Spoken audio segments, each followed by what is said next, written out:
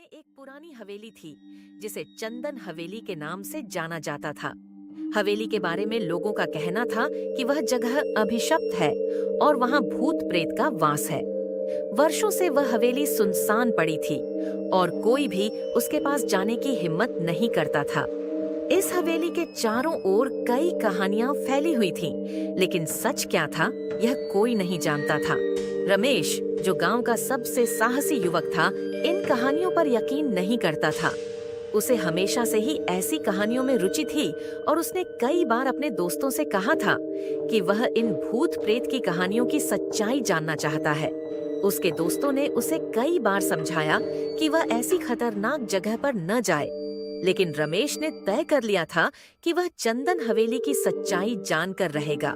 एक दिन पूर्णिमा की रात को जब चांदनी पूरे गांव को रोशन कर रही थी, रमेश ने हवेली जाने का निर्णय लिया। वह अकेले ही हवेली की ओर चल पड़ा। हवेली के पास पहुंचते ही उसे अजीब सी ठंड महसूस होने लगी। हवेली के दरवाजे पर पहुंचकर उसने ध्यान दिया कि दरवाजा आहिस्ता से खुद ब खुद खुल गया। वह कुछ पल के लिए हिचकिचाया, लेकिन फिर उसने साहस जुटाया और अंदर चला गया। अंदर का माहौल बहुत ही भयावह था।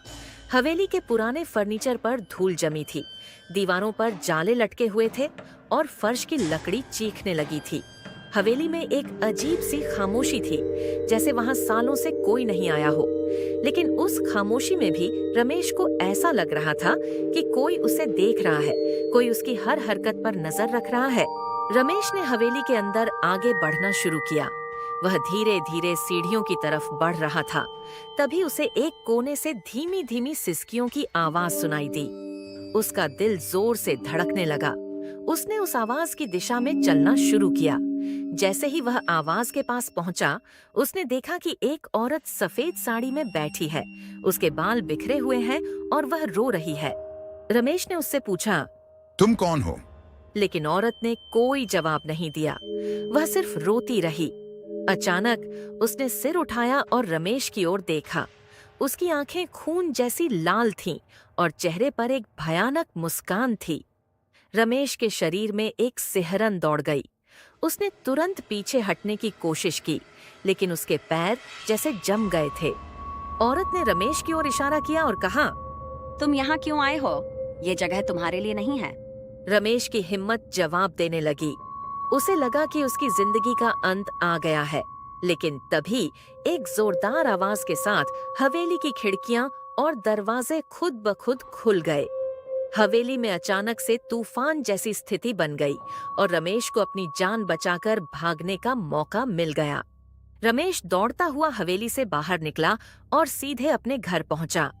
उस रात के बाद से वह बहुत बीमार पड़ गया। उसने किसी को भी उस रात की घटना के बारे में कुछ नहीं बताया, लेकिन गांव वाले समझ गए थे कि उसने कुछ भयानक देखा है। धीरे धीरे उसकी सेहत बिगड़ती गई और कुछ ही महीनों में उसकी मृत्यु हो गई। चंदन हवेली अब भी गांव में खड़ी है और उसकी कहानी पीढ़ी दर पीढ़ी सुनाई जाती है। कोई नहीं जानता कि उस हवेली में क्या रहस्य छिपा है, लेकिन हर कोई जानता है कि वह जगह वाकई में अभिशप्त है। रमेश की मौत के बाद गांव वालों ने तय कर लिया कि वे उस हवेली के पास कभी नहीं जाएंगे, क्योंकि कुछ रहस्य ऐसे होते हैं जिन्हें अनकहा ही छोड़ देना बेहतर होता है।